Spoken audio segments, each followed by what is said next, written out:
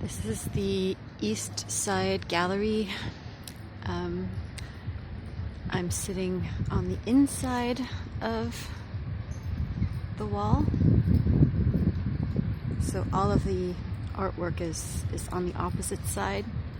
And this is the part that borders a lovely little park just by the river.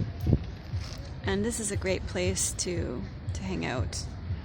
This is a really chill place to come and hang out with people. People like to have their beer, smoke their cigars, their cigarettes. Families having picnics. It's a really great spot. It's really chill. And actually this is the very first time I've been here in cooler weather. It's the main thing I want to say before this recording is cut off is that I feel that it's going to rain. I've spent most of the day anticipating this rain. Still no rain. But the clouds are definitely shaping up for it. The wind is definitely preparing for it.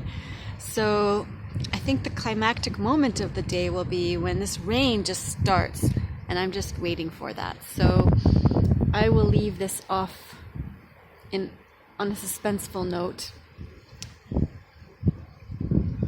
More soon.